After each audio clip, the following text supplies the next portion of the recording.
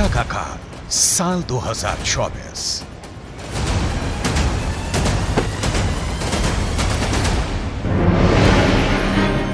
Gaza युद्ध को लगभग 3 महीने होने जा रहे हैं, लेकिन अभी तक इजरायल की आईडीएफ गाजा से हमास लड़ाकों का सफाया नहीं कर पाई है।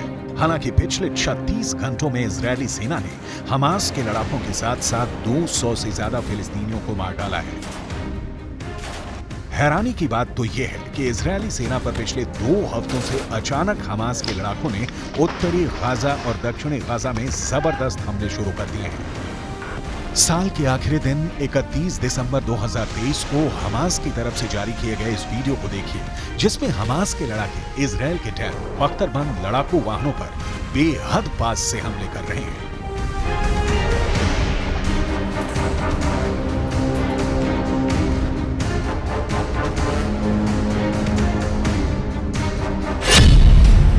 हेलमेट पहन रहे हैं टैंकों का कब्रिस्तान गाजा। हमास का टैंकों पर हमला। 31 दिसंबर 2023 को हमास की तरफ से जारी इस वीडियो को देखिए, जिसमें हमास लड़ाके बेहद करीब से इजरायली टैंक के ऊपरी हिस्से पर सीधा हमला कर रहे हैं। हमास का दावा है कि यह हमला इजरायली टैंकों पर दक्षिणी गाजा के खान यूनुस में किया गया है। हमास का दावा है कि यह हमला 30 दिसंबर 2023 को इजरायली टैंकों पर हुआ है।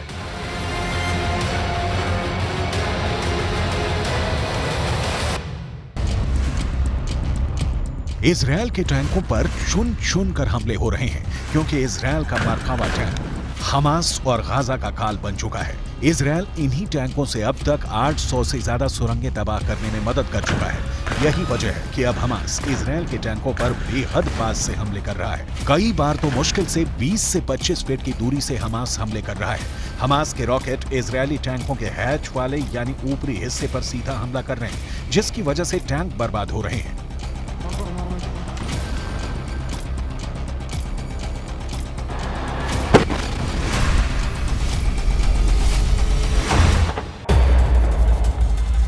अब हमास की तरफ से जारी ये वीडियो देखिए, जिसमें हमास के लड़ाके गाजा में कब्रिस्तान बन चुके इमारतों के पीछे से इजरायली सेना पर हमला कर रहे हैं। दावा किया जा रहा है कि इस हमले में कई इजरायली सैनिकों की भी मौत हुई है।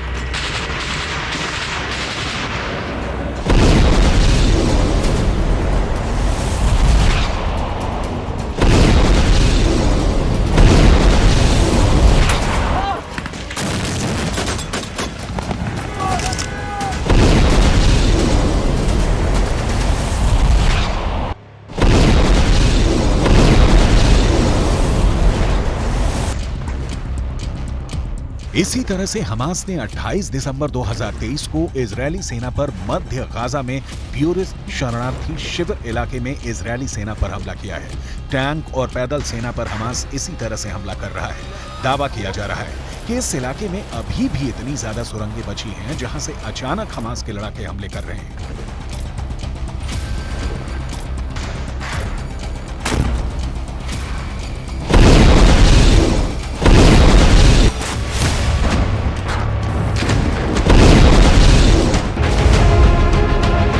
इसी तरह से हमास के लड़ाकों ने 27 दिसंबर 2023 को एक ही हमले में 12 से ज्यादा इजरायली सैनिकों को मारने का दावा किया है। हमास का ये वीडियो किस जगह का है ये तो नहीं पता, लेकिन वीडियो में इजरायली सेना पर हमास के लड़ाकों के हमले साफ देखे जा सकते हैं। यही वजह है कि इजरायली सेना के मरकावा टैंक के ऊपर शील्ड लगाई जा रही है, ताकि टैंकों को तबाह होने से बचाया जा सके। इजरायल की मौत बना हमास का सुरंग युद्ध। अब तक इजरायल के 480 से ज्यादा सैनिक मारे जा चुके हैं। इसकी सबसे बड़ी वजह हमास की वो सुरंगें हैं जो अभी तक इजरायल तबाह नहीं कर पाया है। हालांकि नेतन्याहू पिछले हफ्ते गाजा पहुंच गए थे और उन्होंने इजरायली सेना के कमांडर्स और सैनिकों के बीच काफी वक्त बिताया। नेतन्याहू ने साफ कह दिया है कि अब किसी भी कीमत पर गाजा युद्ध नहीं रुकेगा, चाहे भले ही गाजा युद्ध लंबा चले। अगर हम गाजा में फिलिस्तीनियों और हमास के लड़ाकों पर नजर डालें तो तस्वीरों और आंकड़ों से बिल्कुल साफ हो जाता है कि इजरायल ने गाजा को पूरी तरह से कब्रिस्तान बना दिया है। गाजा में 70% से ज्यादा इमारतें तबाह हो चुकी हैं। 19 लाख फिलिस्तीनी शरणार्थी बन चुके हैं। भूखे, प्यास, बीमारी और बमों के हमलों ने गाजा में फिलिस्तीनियों को साक्षात नरक में पहुंचा दिया है। जरा ये आंकड़े देखिए। 7 अक्टूबर से अब तक गाजा में इजरायली सेना ने 22,000 से ज्यादा हमले किए हैं, जिसकी वजह से गाजा की 70% इमारतें खंडहर हो चुकी हैं। यूएन के आंकड़ों के मुताबिक पूरे गाजा पट्टी में 3,55,000 से ज्यादा इमारतें तबाह और बर्बाद हो चुकी हैं, जिसमें कोई रह नहीं सकता है। इसके अलावा स्कूल, कॉलेज की 370 से ज्यादा इमारतें पूरी तरह से इजरायली हमलों में जमीन में दफन हो चुकी हैं, जो इजरायल के खौफनाक हमलों का जिंदा सबूत है। 7 अक्टूबर 2023 से अब तक गाजा पट्टी में इजरायली सेना ने हमास के ठिकानों पर जबरदस्त हमले किए हैं, जिसकी वजह से 230 से ज्यादा मस्जिदें और पूजा घर गाजा पट्टी में तबाह और बर्बाद हो चुके हैं।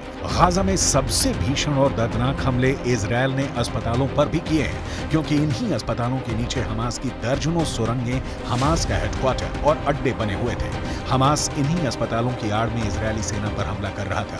इजरायल ने ऐसे 36 में से 26 अस्पतालों को जबरदस्त बमबारी में तबाह कर डाला है।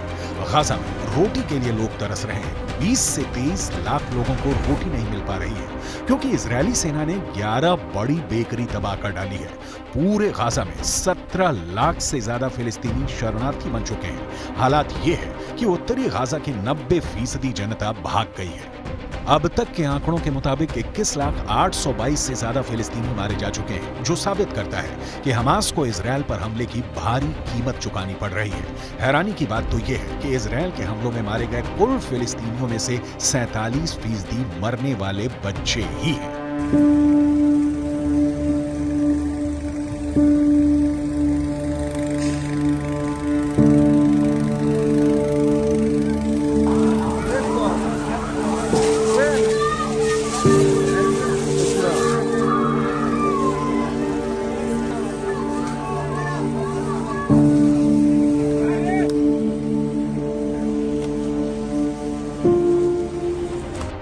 इन्हीं हालातों को देखकर हमास, हिजबुल्ला और ईरान अब इजरायल से आर पार की जंग का ऐलान कर चुके हैं। लेकिन नेतन्याहू ने साफ चेतावनी दे दी है कि कोई जिंदा नहीं बचेगा। לוחמים על הקרקע, לפעמים גם מתחת לקרקע, ויש לנו עיניים בשמיים. אנחנו אומרים למחבלי החמאס, אנחנו רואים אתכם ואנחנו נגיע אליכם. אנחנו ממשיכים במלחמה, מעמיקים את הלחימה בדרום הרצועה ובמקומות אחרים.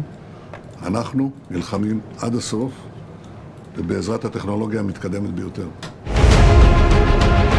उत्तरी गाजा पर इजरायली वायुसेना के लड़ाकू विमानों ने हजारों बम गिराना शुरू कर दिया। इजरायल की कॉर्पोरेट बॉम्बिंग ने देखते ही देखते उत्तरी गाजा में इमारतों को जमीन में दफन कर दिया।